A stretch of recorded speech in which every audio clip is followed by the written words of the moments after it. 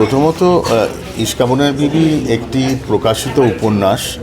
সেই উপন্যাস Piyush ঝার girls of মুম্বাইস্তান বলে একটি বই, তার একটি গল্প থেকে, যদিও আমরা গল্প যেরকম চলচ্চিত্রায়নের জন্য যেভাবে একটু অদল বদল করা দরকার সেটা তো করতেই হয়েছে। থ্রিলারের মজাটাই তো হচ্ছে সেইটা, যে থ্রিলার জট পাকানো এবং জট ছাড়ানো, এবং সেটা ঠিকমতো যদি আমরা করতে পারি তখনই সেই থ্রিলার মনোগ্রাহী হয়ে ওঠে। এই ছবিটা আশা করা যায় দর্শকের ভালো লাগবে, এবং তিনজন মহিলা, তারা একটা ক্রাইসিসের মধ্যে দিয়ে, প্রত্যেকের একটা কমন ক্রাইসিস, এবং সেই ক্রাইসিসের মধ্যে দিয়ে তারা লড়াই করে বাঁচার চেষ্টা করছে নাকি সিস্টেমের অন্তর্গত হয়ে পড়ছে, সেটাই দেখার এই ছবিতে। ভীষণভাবে কলকাতার বিভিন্ন প্রান্ত জুড়ে শ্যুট করা, তিনটে গল্প আলাদা আলাদা আছে, আবার সেগুলো একসাথে হয়ে উঠছে, তো একটু কমপ্লিকেশন আছে, কিন্তু দেখতে বোধহয় ভালো লাগবে। মহিলারা কি গোয়েন্দা হিসেবে মানে মানে নারী চরিত্র গোয়েন্দা হিসেবে বেশি সাকসেসফুল, মানে কি মনে হয় এই ছবিতে? তো আমি একবারও বলিনি যে আমার নারী চরিত্ররা গোয়েন্দা। আমি যে নারী চরিত্র গোয়েন্দা হিসেবে কাজ করেছি সেটা অন্য ছবি, সেটা কিছুদিন আগে রিলিজ হয়ে গেছে, তো সেটা নিয়ে এখন আর কথা বলার দরকার নেই।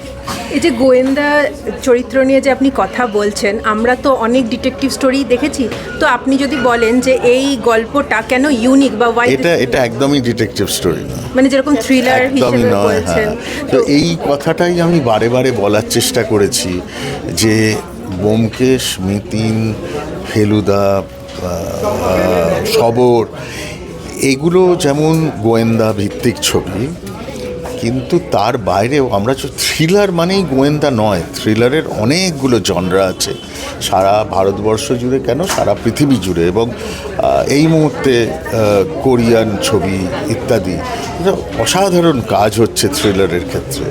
আমাদের ভারতীয় চলচ্চিত্র থ্রিলার জনরাতে বেশ ভালো কাজ হচ্ছে, কিন্তু বাংলায় বেশিরভাগই আমরা গোয়েন্দা ভিত্তিক ছবি দেখতে দেখতে অভ্যস্ত হয়ে যাওয়ায় থ্রিলার, গোয়েন্দার বাইরেও যে অন্য জনরা রয়েছে থ্রিলারের, সেটা ভুলে যায়।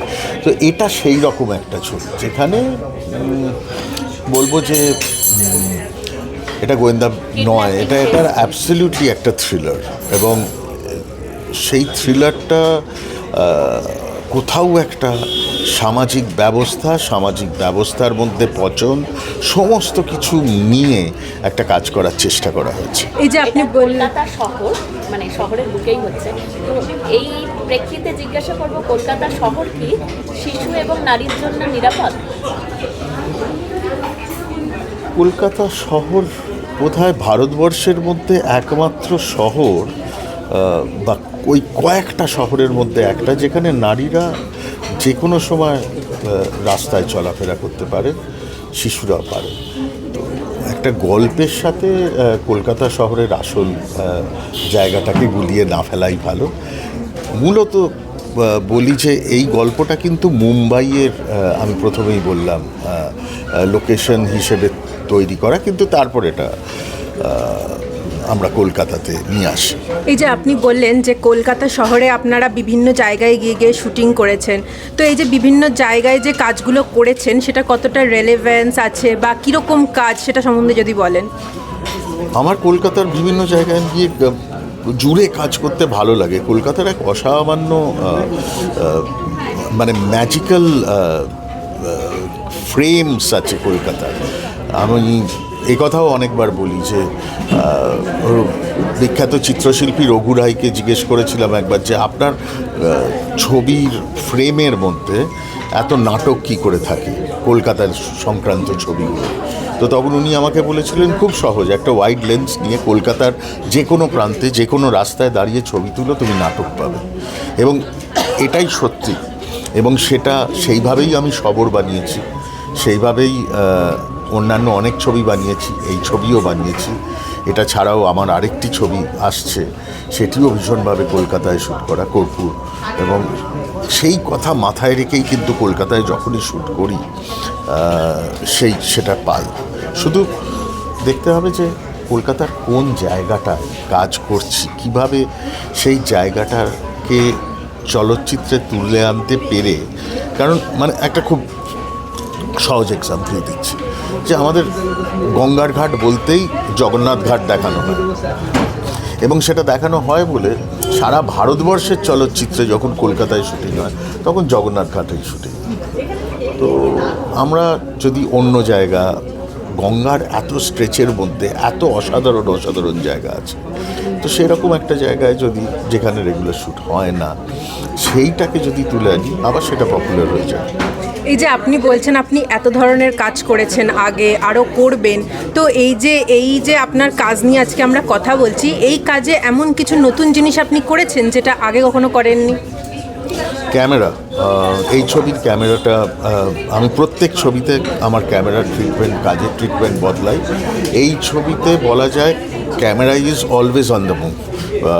পুরো প্রায় ছবির বেশিরভাগটা স্টেডি ক্যামে তোলা, এবং এটা আমার তৈরি ছবিগুলোর মধ্যে এটা একটা ইউনিক ট্রিটমেন্ট যেটা আমরা করেছি। আজ মণিশঙ্কর মুখোপাধ্যায় আমাদের ছেড়ে চলে গেলেন। মণিশঙ্কর মুখোপাধ্যায়ের উপন্যাস কিছু পড়েছেন এবং কখনো কি খুব ইচ্ছে আগ্রহ হয়েছে যে একটি চলচ্চিত্রে আনার যদি আপনার হাতে? মানে ওনার লেখা পড়েননি এমন কোনো বাংলা সাহিত্যপ্রেমী আছে বলে আমার মনে হয় না। তো আমিও পড়েছি, আমার খুব কম বয়স থেকে ওনার লেখা পড়েছি। তবে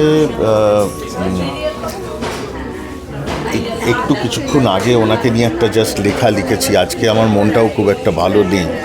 ওনার সাথে একটা সম্পর্ক ছিল 2020 সালের আমাদের সংগঠন, এনজিও সংগঠন দ্য বেঙ্গল থেকে আমরা ওনাকে সুনীল গঙ্গোপাধ্যায় মেমোরিয়াল অ্যাওয়ার্ডও দিতে পেরেছিলাম।